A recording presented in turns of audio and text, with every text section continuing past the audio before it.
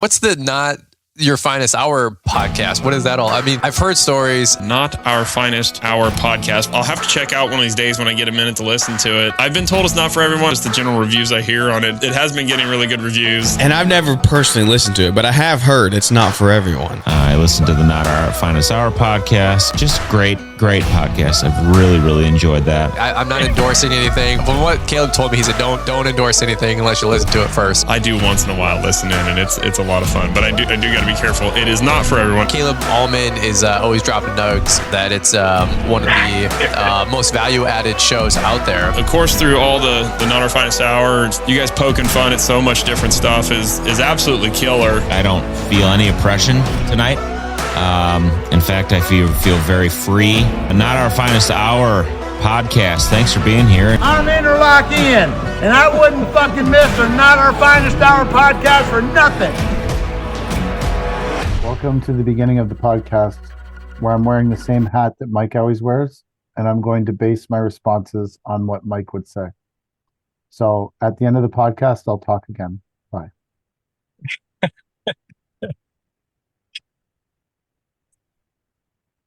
This is pretty quiet. I don't know if I can be Mike. Oh, I don't think you can. There's only one mic. Oh, there's lots of mics. You remember that commercial? To be fair. The Michael Jordan commercial from like years ago, like Mike. Everybody wants to be like Mike. Yes. Yeah. I do remember that. Sort of like this episode. So I usually have a hat here. I don't know where. I don't know. My life's been really disorganized and fucked up. So I've had this hat since Mike sent it to me. And I thought today I'll put this hat on and I'll be like Mike. You actually want to be like Mike? I don't think being me is that great. So You are Mike. I am a Mike. I don't know that it's I haven't had a tremendous 2 weeks, so How'd you fix that bin situation there? Well, we floated an excavator there. We dug some of it into a dump trailer so that we could open the back doors without making a huge mess. Then we dug the rest of it into another bin. Then Christy came and we picked up the bin and we have a video of it. I just haven't done anything with it yet because I've been so fucking busy. But and then I shoved, using our client's skid steer, I shoved the bin onto our 20-ton float. Then we chained it down and off it went. And I would say that easily that was the most profitable bin we've ever done. I think we're between lost revenue and cost. I think we're eclipsing $3,000 or $4,000 on this bin that broke, and we haven't paid to fix it yet. Although the fabricator guy almost had it fixed when I left the yard today. You're not a good mobile guy, just weld it there and then hook it onto the truck. So thanks, Tips. I appreciate that. That's fucking great. Yeah, except mobile welding people are a waste of skin who are like, yeah, I can come in 2 weeks. And I'm like, the bin is in the middle of the fucking road blocking someone's driveway, bro. I can come in 3 weeks. I can come in a week. I can come in 5 days. I can get like, yeah, you know how many DMs I got? If I had $1 for every DM I got about calling a fucking mobile welder, like everyone thinks they're fucking brilliant. Like, yeah, you should have called a mobile welder, dude. Thanks, man. Didn't fucking think of that. No, except why that don't you buy your own welder then and weld it there? Get Brad to do it. I'm not. First off, it's your own fault. Did you see the design of that bin? It's ridiculous. The way that hooks on there. Like I don't even understand how it broke like that. Like what? That's one of the first bins we ever bought. It's been on and off our truck, I bet 600 times. Fully loaded. Never had a problem. I don't know. That just seems like a terrible design. We have 19 bins exactly the same, or whatever it is, 12, 14. 14 of the bins are designed like that. None of them have ever like broke. That? Yeah, none of them ever broke with that one. And then around where we're from, all the bins come from that place. Everyone has those bins. They're all built like that? All of them, yeah. My God. Well, whatever. Obviously, someone knows something that I don't, but I feel like that design is not a strong design. I don't know if it's a good design or a bad. I don't know enough about designing bins with welds to tell you what's good and what's bad. To be fair to that bin, it's been massively overloaded by many of our clients many times, as I've made thousands of posts about. It's been on and off the truck, I don't know, 500-600 times fully loaded. It's never broke before. Yeah, I suppose. But like the bin is like partially in some, because when it fell, it rolled backwards partially in front of someone's driveway. It's in the middle of the road. There's a crane coming with a pool to that job. The bin needed to leave immediately. So although the mobile welding was a good solution if the bin was not in the road, blocking someone's driveway, blocking a fucking crane for a pool, and I had 3 to 4 weeks to kill letting a bin sit on the fucking road, mobile welding was a tremendous option. A fucking amazing option. Like, it was probably the best option if you didn't need to do anything with your bin for 3 fucking weeks. One of the mobile welders actually said, I could come, but I'm harvesting the wheat. I got to get the wheat harvested. Okay. Cool, bro. Which, again, I think in the end, the reason that we just dealt with it is because when you are a business owner, no one gives 2 fucks about your problems. So you better figure it out on your fucking own. Would you say that was a true landscape emergency? I think the client that the bin broke in front of their job felt like it was an emergency.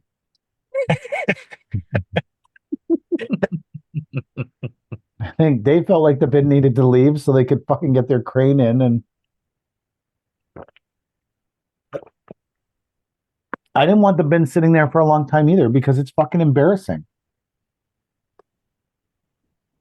Yeah. At least it's not stickered. It is, well, it has a crown on it, which Oh, I mean, doesn't mean anything where you guys are from, but where we're from, everyone knows whose crown it is, I would say, most people. Landscapers would. Anyways, whatever. The bin is out of the road. It made for some good social media content. I got a lot of unsolicited advice on what to do about it, which was fucking amazing too. I'm gonna make a post saying, can you give me some unsolicited fucking obvious advice? Please. Looking for some unsolicited, painfully obvious fucking advice. That'd be amazing.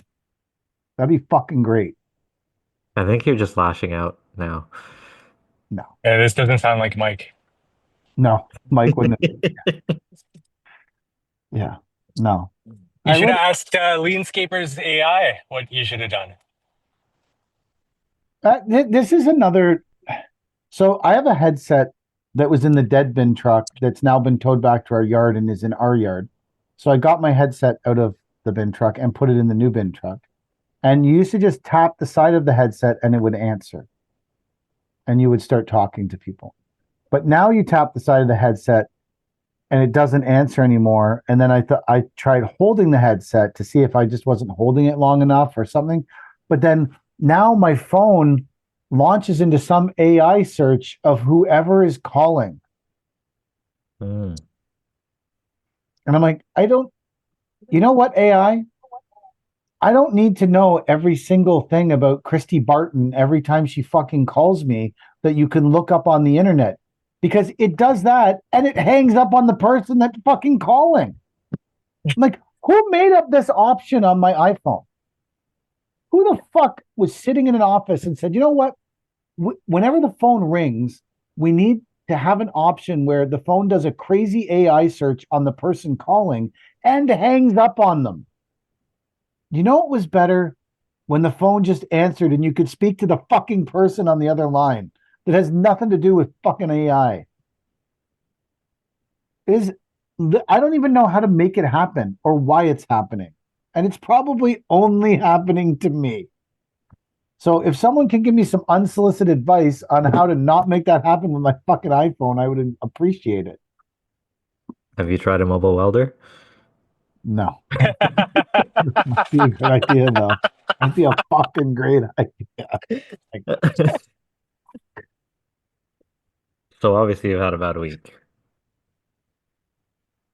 What else happened? Oh, like one of the trucks got a red light camera ticket, Mm. which, so in theory, like if you look at the picture, the truck's fully loaded and it entered. And so, that light might have switched quick or whatever. And the truck entered the intersection 1.3 seconds after the light turned red. Mm. So the fine's $325. Does it go on your CVR or anything? So I don't give a shit about $325. I don't care less about that. But it adds 3 points on against your CVOR. And you can't fight it. There's no way to get rid of it, and it's automatic. So a guy was telling me that in Toronto, there's so many of these cameras. There's a company that just laid off. It's a huge company in Toronto, and they just had to lay off 5 drivers per location because they had to take that many trucks off the road because they have so many red light tickets that their CVOR has like 200 points on it, and they're getting investigated constantly, and then they get forced to lay drivers off. And I'm like, in what realm of Ontario is that okay? Well, obviously where you are, it's okay. We don't have many red light cameras here. We don't have a lot in Durham. They have like supposedly the ones in Toronto, if you stop and then turn right through the red light, they give you a ticket. Well, that's ridiculous. Yeah. Well, it's moneymaker, right? Olivia Chow's got to dance her way into bankruptcy. Jesus. Yeah, there has to be something done about That that. also happened. What about the paint stripes? Did you get those fixed? Yeah, the meth head fucking line painters came back, and Jack and I sat there and babysat them for the whole time. But what was their Did excuse? that happen? There was no excuse. They just eyeballed it and thought it would be good enough. Oh my God. They didn't tape the lines off. They didn't. Have we talked about this, or do we only talk No, about how the this paint was was? 2 weeks ago when you Oh, had so that they happen. came back on Sunday, and Jack and I went and sat there and watched them because Jack got there and they were trying to eyeball it again. Jack was like, "Guys, can you just tape this shit off?" But then they didn't have enough tape, so I went to Home Depot and bought tape for them. Then they taped it off. Then they fucking painted the lines semi-straight. Like frog tape? Just the green Yeah. painter tape? Yes. Yeah. Hmm. Because this stuff gets applied by hand. By hand. Yeah, it's not in a it's not in a, and then the only part of it that these two crackheads argued about was the handicap logos. And they said we got to spray those. So the people from the university and Jack, they all said, okay, spray them. And then they fucked that up. Really? And I'm like, guys, these people have $100,000 of my money over these fucking 7 lines. It's literally 7 or 8 lines. Can you just get off meth for a day and do this? The one kid was like, I really like that big chain on the front of your truck. I'm like, you won't like it when it's around your neck and I'm dragging you around the parking lot. The chain will be less appealing then, you fucking moron. Maybe there's a niche market for you to get into for line painting. I'm good. Well, no one else can do it, obviously. It's only this specific weird paint. If it was normal line paint, the normal line painter guy we would have done would have come, done it in 5 minutes, 10 minutes, and fucking But left, and you it would have need been fine. Do you need a special certification to spray this paint or paint this paint on? Can you not get this paint somewhere, source the paint and do it yourself? If the crackheads can do it, it's obviously available. So originally, yes. So originally, I don't know fuck all about painting or paint, and I don't care to. I have enough shit in my brain. I don't want to know about it.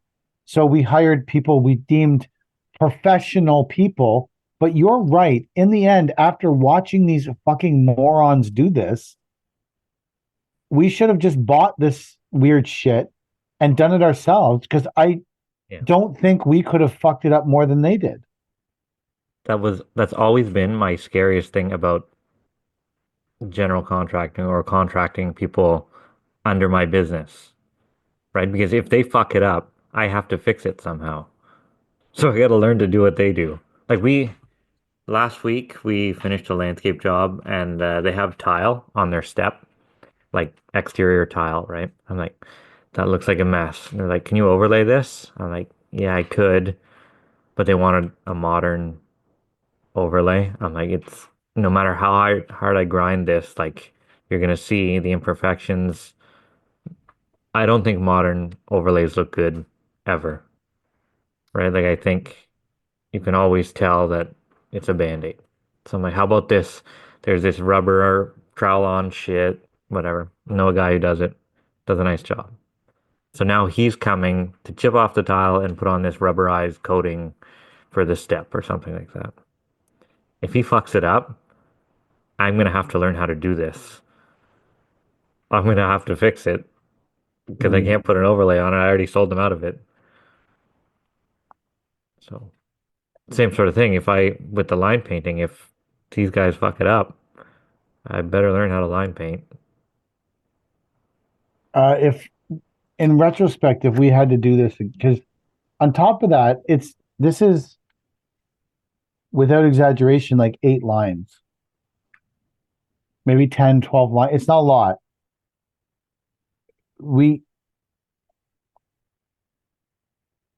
We could like, I don't know. Yeah, we should have done it like, I don't think we could have fucked it up more than they did. And if I knew that they were just gonna like tape them off to make them square and that, and if I knew how they, I don't know, whatever. Anyways, it's done, and that people are happy, and none of the rats got disturbed, and everyone seems happy with the job. So in theory, we should get paid in 200 days. Yeah. Yeah. Fine. The bank account is not looking good right now. Oh, I think by the end of this week, we're going to be owed $1 million. Yeah, we're 600 right now. So Yeah. At the end of this week, we'll be owed $1 million. I think that's what Kelly projected. do you have some trickling in? Because I have nothing trickling in. Uh, so normally, um, we have like trucking money trickling in, Mm. but a lot of the trucking we did lately was big jobs too. We did some like we supplied, I don't know, like 60 grand worth of gravel and footing to a rodeo ring they're building in Rodeo. North Durham. Whoa. So yeah, it's kind of a neat project actually. I was up there on Sunday and they were testing out it's like a footing. It's a clay sand mix that Arndt's custom made, and then like I guess in partnership with us, and we took this sort of anyways, it was kind of cool to watch them like roping the cows and doing the barrel racing and all this stuff on this ring that never existed, I don't know, 3 weeks ago, and now it's like a fully functioning That's rodeo cool. ring. Yeah, it was pretty cool. It was neat to see. It's certainly not part of a life that I have any knowledge of or anything that have anything in common with. So What do you it, think Durham region needs more? A canoe museum or a rodeo ring? I don't know. Is it well, technically the canoe museum's in Kawartha, so Ah, well, then what do you yeah, think your region needs more? I have no idea. That's a hard question. I I think that the guy who's building the rodeo ring is really smart. I think he's going to make a lot of money off it. I think a lot of people are interested in that kind of thing. I think he's sort of got It's it neat. going. Sorry, It's neat. it Like is cool. Yeah, and the rodeo ring is far enough away from Toronto that it's like an adventure to get there, but close enough that someone would want to drive to go there. It's right at the perfect distance. So I think he'll be very successful with it. I think it's a really smart idea. But good. yeah, I went to look at a job this week. Do you guys have a company called Somerville down there? They do yeah, pipeline stuff. yeah. Somerville's in town. They come to town pretty often. We got pipelines around, obviously, right? And every time they show up, they make their site really visible. Like they have like pennants hanging on wires and shit like Yeah, that. so yeah, people can't drive with their boxes up out onto the road, and it's very safe, Like everybody insanely knows, it's safe like a there. fucking carnival is in town when Somerville's working. We got Yeah. all the equipment and all this stuff, right? A guy calls me up. He's like, "We need sod restoration." I said, "Okay, no problem. Come have a look." He's like, "Can you wear boots and safety glasses and a hard hat?" I'm like, "So like any other commercial site?" He's like, "Yeah, great, no problem." Show up, go through the gate, looking for this guy, whatever. Like, "Oh, he's not here. We'll run you through what needs to be done." And then they're like, "You have to have your FE on or your FR gear when the hole's open." I'm like, "I'm just the landscaper." Like, "Yeah, but if you're in the caged in area, you have to have your fire retardant shirt on, which is a long sleeve shirt, long sleeve pants. It's 40 degrees out." Fine. I said, "I understand the protocol that you have to have your safety gear on, all this shit." He's like, "It just prevents flash, or in case there's a flash fire." If there's a fucking flash fire, it doesn't matter if I'm inside the chain compound or outside. There's trouble. It's not gonna stop anything, guys. I'm sorry to tell you, but I'm just This here is to like what yeah. measure out sod. This is like when I moved to Pickering first, and they would give you some iodine pills, and they're like, if something happens at the power plant, take this iodine pill. I'm like, I live in Pickering, a kilometer from the plant. If something happens, I'll be vaporized. I won't have time to look for the iodine pills. It won't matter. I'll just be dead. Like, you know what that flame retardant clothing is going to do? Keep you alive so you can live with third-degree burns on 60% of your body, except your arms where you have the flame retardant clothing. Yeah, And you can live in pain instead of instantaneously dying. your face will be completely nuked, Yeah. and everybody will feel sorry for you the rest of your life. I don't know if that's how I want to live. I just rather just cook. Okay, yeah. But I'm just here to put sod down, guys. Like, I'm not getting danger pay for this. The hole is already closed by the time I get there, and you've moved on. Have you ever worked for them before? No, never. They're like, "If you work for us, you have to take an orientation course. It's a couple hours long.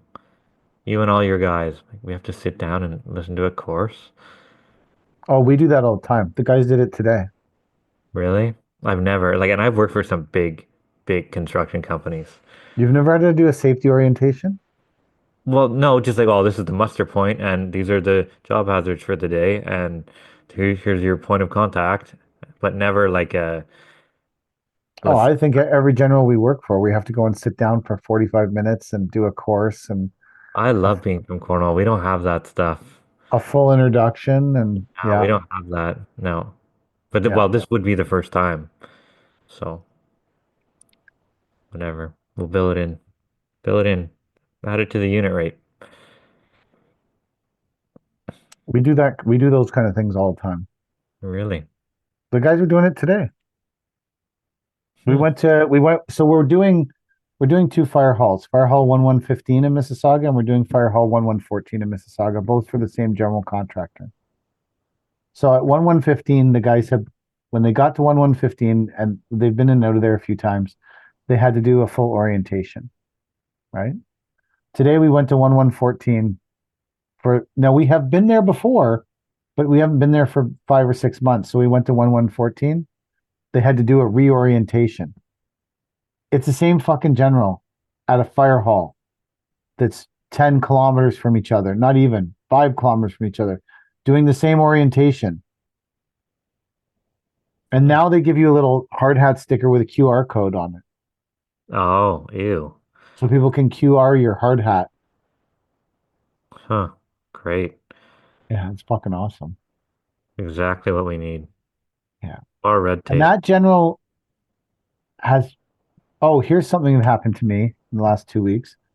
We got to one of the fire halls and the site super, now we're subgrade, right? We go from subgrade up. We do not do subgrade. It's not in our contract. We got to one of the fire halls.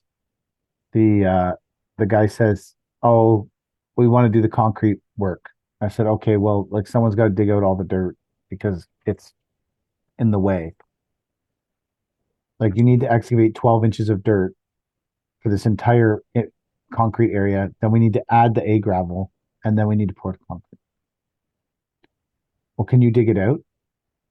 Okay, well, it's not part of our contract. Like we do not do subgrade. Whoever your civil contractor is, needs to come here and dig out this dirt. It's not part of our contract. Can you just dig it out to help us out? We really need to move this project along. I'm like, all right. I looked at it. I'm like, I don't know. This is like a half day of digging. I said, where can I pile the dirt?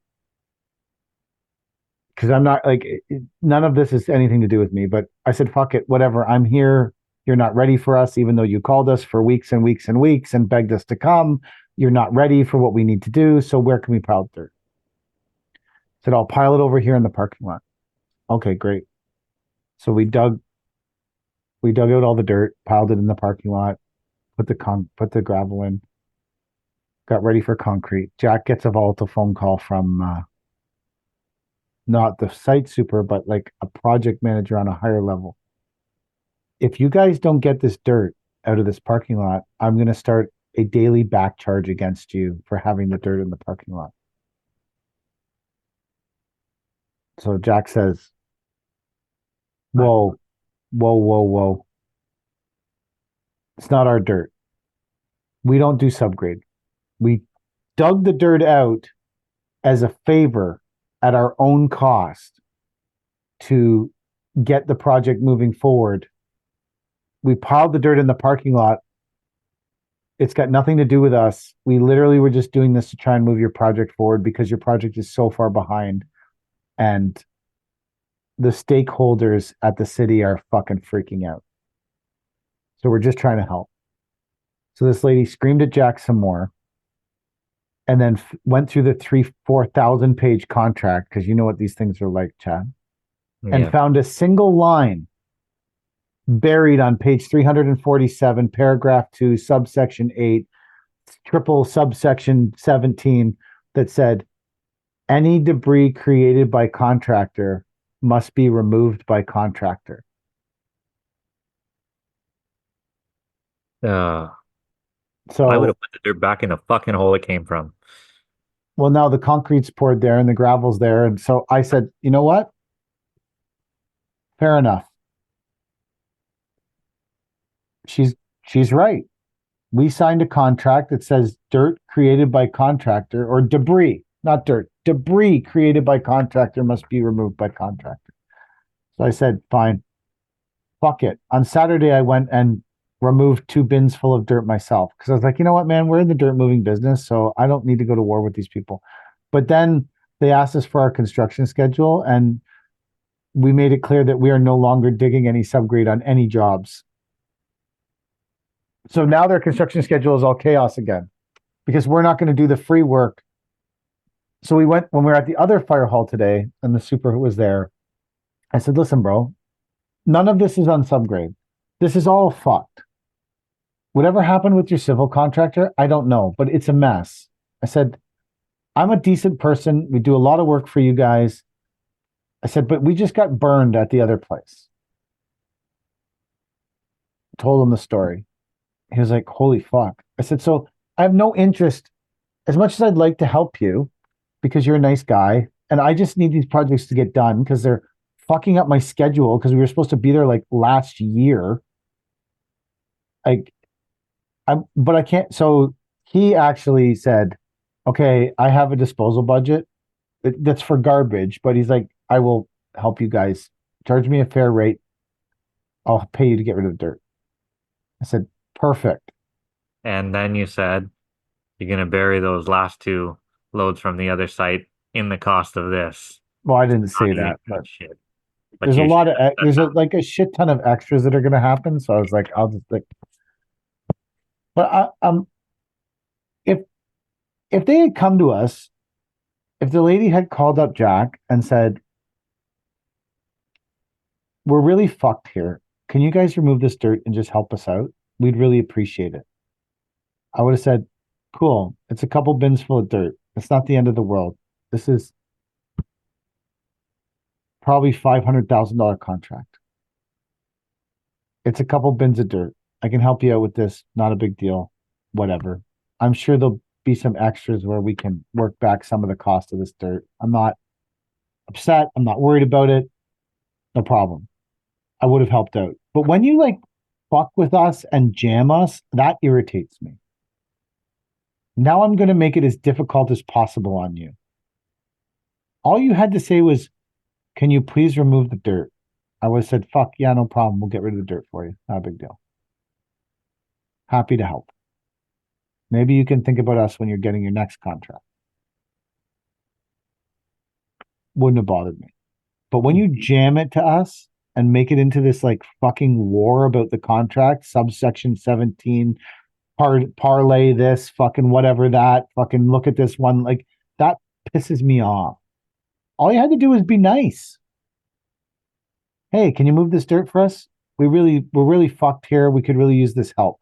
Okay, yeah, no problem, man. I'll help you.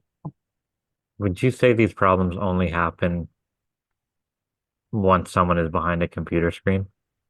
Like these aren't problems that happen face to face. Ever. No. No one ever meets you in the parking lot and says, hey, here's the contract with the highlighted spot that says you have to remove any debris that you make. Right? It's always someone in the office, someone behind the scenes, someone who's not a site super that makes these threats. They're like, when are you going to plant the gardens? Whenever you get them on subgrade.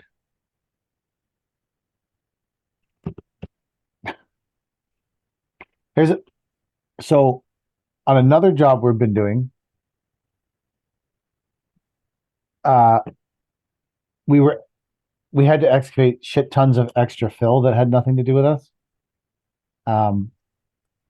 Because the subgrade was so fucked there, it was fucked for 30 loads of fill that we had to remove to get it. It's still not probably on subgrade properly. It's close, but probably another 10 loads of fill would have had to come out of there to get it perfect. So while we were doing that, the security camera conduit, we were digging and they buried it like 24 inches in the ground, like they were supposed to. Unfortunately, there was 30 inches of subgrade too high. So when we were digging, we encountered the conduit and we had a flat bucket on the excavator and I just touched the conduit and we kind of pulled it once and it came apart because it wasn't glued because it's security camera conduit. So we dug it all out by hand, set it all up, made sure the cable wasn't cut, pushed it back together and reburied it in the ground. That was what happened with us in the conduit. At some point in that operation, because that wire is very sensitive, I think it yanked it out of the camera, like in the pole, because the cameras are up on these like 30, 40-foot poles. And it shut the cameras down. But no one said anything to us, and we just continued on our way. Then the fencing guy came. And then that's when they realized the cameras weren't working, and they went back to the day that the cameras stopped working, and it was a day that we were there, but the fencing guy wasn't there. But then the guy had a cut piece of cable and a bunch of shreds of conduit in his hand and said, you guys fucked up my conduit. Look at all this stuff. I said, bro, listen, I'll be the first to say that I touched the conduit, pulled it with a flat thing. We checked it all, pushed it back together. No one said anything. We thought, no harm, no foul. We didn't really. He's like, no, you cut this and shredded it. I said, okay, that never happened when we were here. I said, why don't you ask the fence guy if he hit the fucking conduit? Because when the conduit is in pieces, like an auger went through it, that would be like one of the times when the conduit gets cut and shredded and, it's like distressed. Like it's that light color when it's all distressed because it's been whipped around and I knew it. The guy's like, nope, you guys fucked this up. You guys need to dig this out. Find where you fucked it up. I said, okay, cool. Sorry, digging. I said, cool, man, whatever. Okay, so I go there. The conduit comes out of the ground by the thing that controls the security gate. So I started there. I dug down till I found it with the E20 with no teeth on the bucket. And then I followed the conduit back. And he had a piece of cable. He's like, look, this cable is out of the conduit. I'm like, bro, I didn't yank a piece of cable out of the fucking conduit after I cut it and then bury it. I'm 50. I would have called you and said, yo, bro, I hit this conduit. Whatever this costs, it costs. Like or can we work? Anyways, I laid out the piece of cable that he had. It was the perfect length to get to a fence post. Then I dug it the whole way back. Dug, found the conduit cemented into the fence post on one side. Dug around the fence post. And found the conduit coming out of the fence post on the other side, but it was a 6-inch difference in the post because the auger had whipped it and split it. Took a bunch of pictures and said, hey, bro, think I might have found your problem. You know what happened here? The fence guy augered through the fucking conduit, which is what I said from the beginning. But it's cool, man. I've wasted half a day fucking around with this to prove that exactly what I said was right. So. No harm, no foul. Right. It's all good. You're not going to send them a bill? No. Like, whatever. This is... On this job, we said, before we do... Because it's an inch of... an inch or two of topsoil and then hydroseed. That's the job. Which it should be sodded as far as I'm concerned, but whatever. People seem to think that hydroseed and palmaric sand are magic fixers of all problems. But what hydroseed and palmaric sand are? A magic way to create tons of problems. Two of the least effective items in any kind of landscape are palmaric sand and hydroseed. Under perfect conditions, they work well. If you do them right, put the seed down in the seed window, prep the area properly, have a seed mix. There's a job of ours where these people are pissed off that the seed isn't germinating. It's some kind of weird seed that takes 4 years to grow. They're like, a lot of weeds are coming up, and they keep emailing us. You picked a seed mix that takes 4 years to germinate. What did you think was going to happen from year 1 till year 4? That the whole field was just going to stay flat? No, weeds are going to grow, you dumb fucks. Anyways, we said, listen, we'll prep the subgrade, get the irrigation guy in here, have him run all the irrigation, test the system, get the system right, then we'll spread our layer topsoil and hydroseed. They said, no, the irrigation guy wants final grade done so that he doesn't have to fuck around with his heads. I'm like, there's no final grade here, man.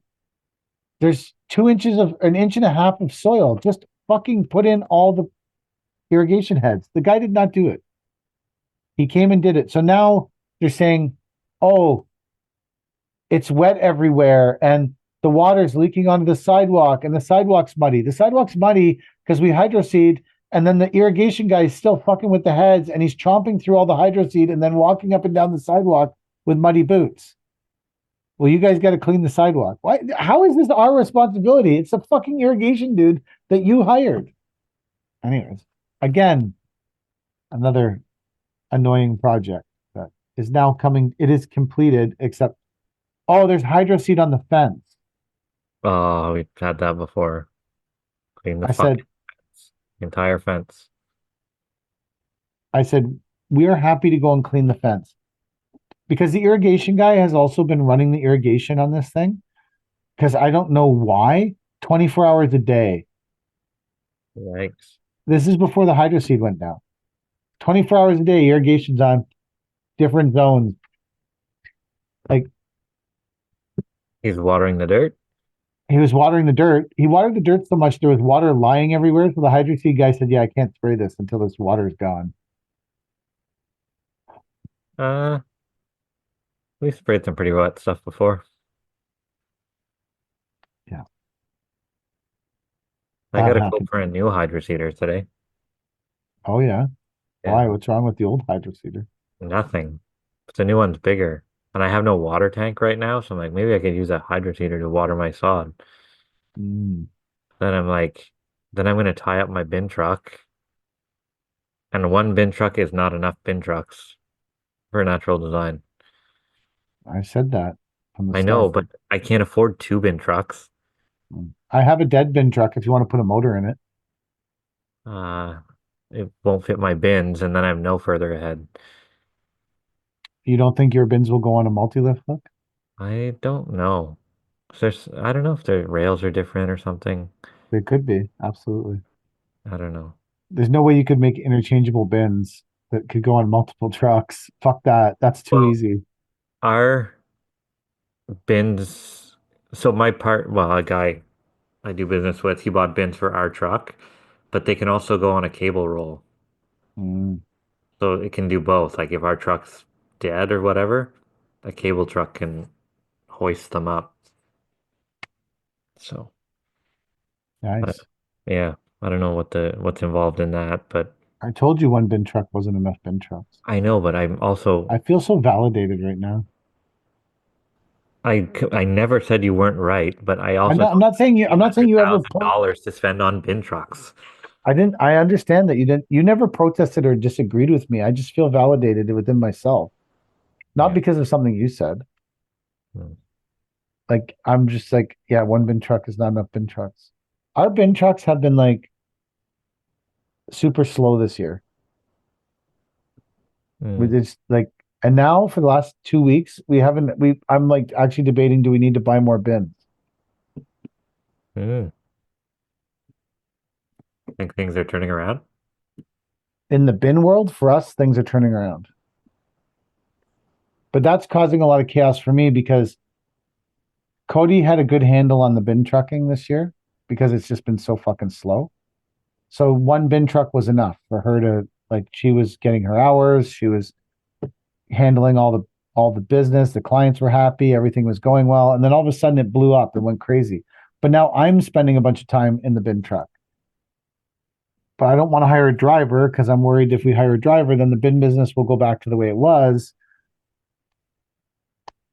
And then we'll have this driver that we don't have enough work for, but then I'm absorbed driving a bin truck constantly, which isn't a great situation because my skills are needed excavating dirt. We're not going to get paid. My skills are needed digging. We're not getting paid for to produce dirt. We're not going to get paid to haul away.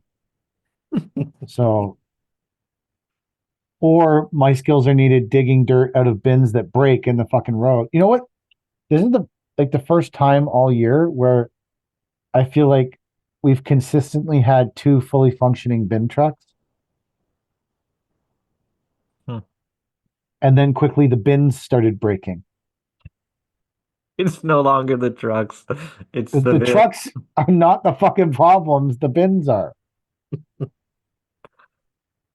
But No through it all, motor. Chad, I still How have much your can go diet. wrong with a bin? Sorry? How much can go wrong with a bin? You know? I don't know. We're There's about to not a find whole out. lot. Oh, there's a lot of things that can go wrong with bins. Like, so that was a new bin problem. That one has never happened before. But we've put skid steers through the back doors of bins. We've put rocks through the back doors of bins. We've had bins that you when you use them so much, they start to warp a bit or the walls Yeah. pull out. And then when you put HPB in them, HPB's flowing out the bottom of them. So you got to pull them in and weld a bead of rounded steel around them to seal them back. Like there's a lot of things that happen with bins too. Like, Yeah, this was just a new bin problem that we have never experienced before. we rented a bin. Another contractor I know. He's like, "Oh, my truck's down. Can I rent a bin from you today?" I'm like, "Sure, yeah." Gave him a good deal. Dropped off the bin. I'm sure you get it all the time. How much can I put in this bin? Or can I put more in this bin? And ours are 4 feet high, right? 4 feet by 16 feet long. They're 20 yarders. Too They're much. way too big for. Yeah, they're too big to be filled to the tits, right? Yes, Like, so I absolutely. told him, Liam, 3/4 of the way. And inevitably, you get a text message. Can I put more in here with the picture of the bin? And you're like, I can't fucking tell. And then you go to lift the bin and you're like, there's a triaxle's worth of shit in here. Yes. Like, don't do this again. Said 3/4 of the way. So now we have to buy bins. If we're doing this, we got to buy bins that will only hold 14 yards. 14 yards, right? Yeah. That's So what all our bins are. everybody says, can I put more in here? Oh, I thought it would be okay. Of course you thought it would be okay. Or just a little more. We're almost done the dig. And then it's my fault. Welcome to my life. Problem. Yeah. Yeah. Yeah. Is there a surcharge for overloading the bins? No, but so the bin that broke the bin, the dirt that was in the bin, the bin was flush to the top. There probably, there was some holes in it. It wasn't overloaded. And that the contract, like it happened on DPR site and they are responsible. We've been doing bins with them for 5 years. They're responsible guys. They're not now the dirt that was in the bin, that bin in particular, was from the bottom of a pool, and it was all, and it's probably the shittiest pool I've ever seen anyone dig. These guys are digging with this E20 and this horrible access. And the ground is like so fucking hard. It's just the bin is just full of chips of clay. So that bin was legit heavy, but it wasn't overweight, right? Because there's all kinds of ways for once you start doing this, you'll also learn that if it pours rain and the bins are half full, it's chaos. Yeah, I can see The that. dirt doesn't slide out of the back of them. The bins fucking weigh a ton. Right. There's a whole bunch of things about the bin. I was legit thinking this week, if Cody decided that her life was on a different path than doing bin trucks for us, would I even keep the bins and the truck? Would I even keep that part of our business going? Or I would probably keep a bin truck for us, for our landscaping jobs, but would I do bins for clients if she left? Oh, I love the bin truck for us. I think it's a great fit for us as a company. Takes a trailer off the road. It shoots everywhere quickly, gets the material that we need and the quantities that we need. But this for hire thing at like 115 bucks an hour or whatever it is, like, is it really worth it? Like we sent our truck out trucking yesterday, went to Kingston and stuff like that. And it's like, okay, it's a 10-hour day or whatever.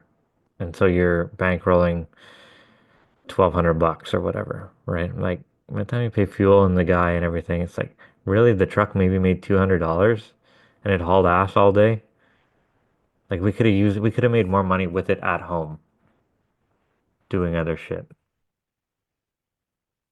I we don't usually ever work the bin truck hourly.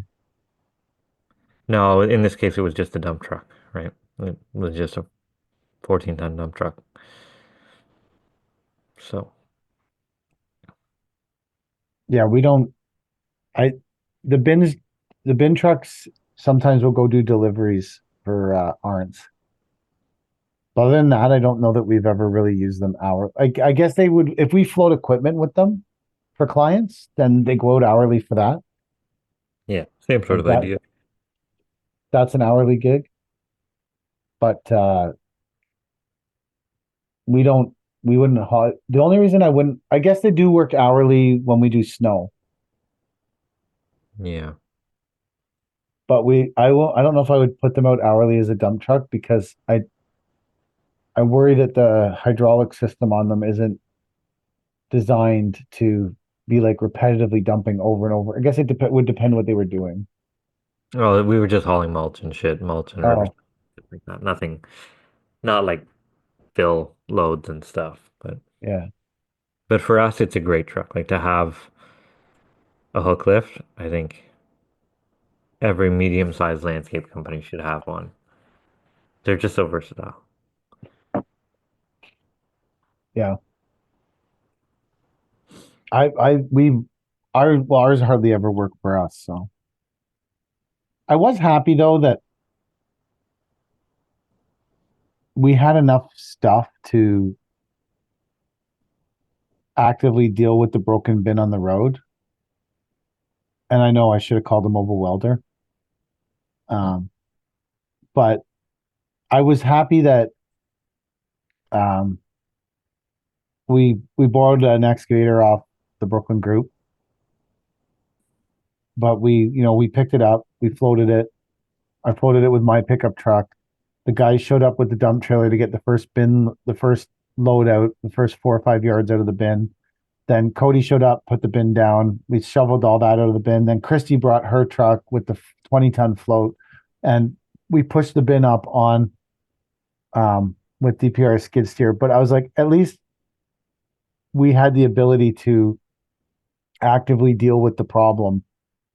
You know, like we used the Brooklyn Group's excavator and we used DPR skid steer, but like we had enough trucks and equipment that it wasn't like because we still had another truck out floating equipment that day and doing stuff like we still were functioning as a company and we got this bin off the road by 10:30 or something and we were done and gone.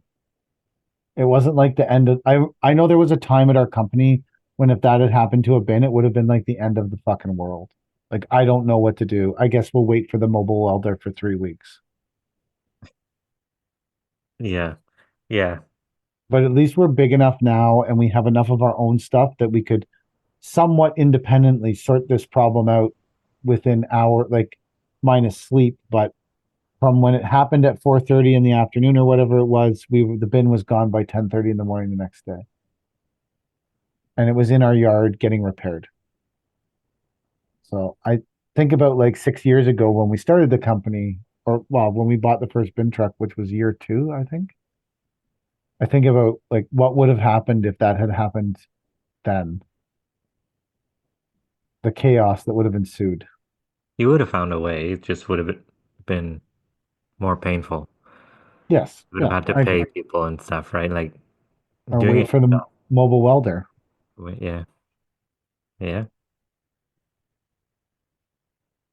I remember those days. I had to rely on other people to do shit for us or help us out. I find I'm helping a lot of people as my company grows. Just, it's easy to help people.